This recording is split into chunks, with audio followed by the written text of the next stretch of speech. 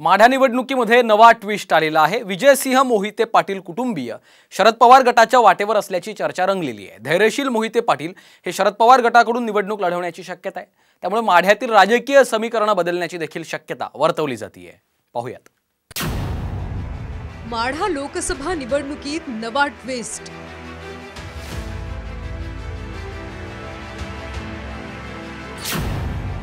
मोहिते पाटील शरद पवार गटाच्या वाटेवर।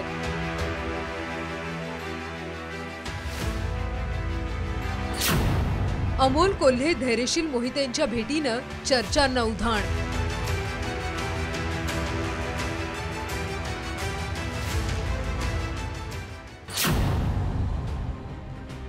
लोकसभा निवडणुकीचं पडघम वाजलं असून काही मतदारसंघांबाबत जोरदार चर्चा सुरू आहे।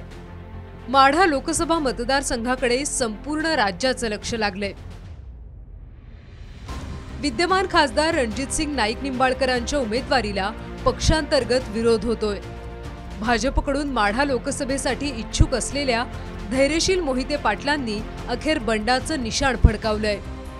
धैर्यशील मोहिते पाटील हे राष्ट्रवादी काँग्रेस शरदचंद्र पवार पक्षाकडून माढ्याची निवडणूक लढवणार आहेत। माजी उपमुख्यमंत्री विजयसिंग मोहिते पाटलांचे बंधू जयसिंग मोहिते पाटलांनी ही घोषणा केली आहे। तुझे जर मुख्यमंत्री घे आणि 8 तारखेपर्यंत तू आमच्या घरात यायचं नाही। घरात यायचं नाही म्हणजे राजकीय दृष्ट्या। आणि आम्ही सर्वांनी ठरवलं की पवार साहेबांच्या बरोबर जायचं। नागरिकांनी सांगितलं की कमळ जर चित्र मिळत असलं तरी अजिबात घेऊ नका। आपल्याला हातात घ्यायची ती तुतारीच हातात घ्यायची आहे। आणि लोकांच्या रेटामुळं आणखीन सगळ्या लोकांनी आम्हाला आग्रह केला आणि नंतर भया तयार झाला। दुसरीकडे राष्ट्रवादी काँग्रेस शरद पवार गटाचे खासदार अमोल कोल्हे आणि प्रवीण गायकवाड यांनीही मोहिते पाटलांची भेट घेऊन चर्चा केली आहे। धैर्यशील मोहिते पाटलांनी अमोल कोल्हे यांचं तुतारी वाजवत जोरदार स्वागत केलं। तर मोहिते पाटील जुन्या मित्राला साथ देतील असं सूचक वक्तव्य खासदार अमोल कोल्हेंनी केलं आहे। ही सर्वसामान्य जनतेची भावना जी आहे की मोहिते पाटील कुटुंबाने तुतारी हातात घ्यावी ही नक्कीच मी धैर्यशील भैयांपर्यंत पोहोचवली, विजयदादांपर्यंत सुद्धा पोहोचवली।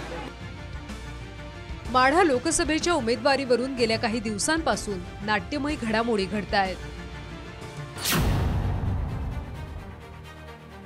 माढा लोकसभा मतदारसंघातून भाजपनं विद्यमान खासदार रणजितसिंग नाईक निंबाळकर यांना पुन्हा उमेदवारी दिली आहे।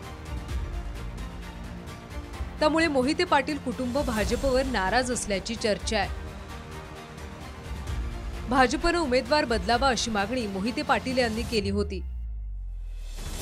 मात्र त्यांच्या मागणीकडे साफ दुर्लक्ष करत भाजपनं निंबाळकर यांची उमेदवारी कायम ठेवण्याचा निर्णय घेतलाय।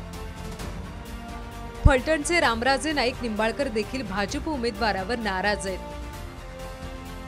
त्यांनीही रणजितसिंग नाईक निंबाळकर यांना विरोध केलाय।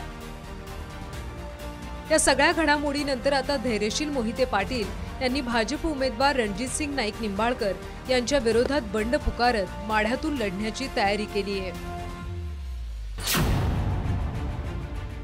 माढ्यामध्ये आता थेट विद्यमान खासदार रणजितसिंग नाईक निंबाळकर विरुद्ध धैर्यशील मोहिते पाटील यांच्यात अटीतटीची लढत होण्याची शक्यता आहे। मोहिते पाटलांच्या बंडामुळे माढ्याबरोबरच सोलापुरातही भाजपला फटका बसण्याची शक्यता आहे।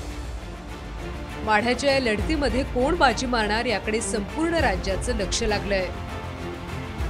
भारत नागणे, साम टीव्ही न्यूज, माढा।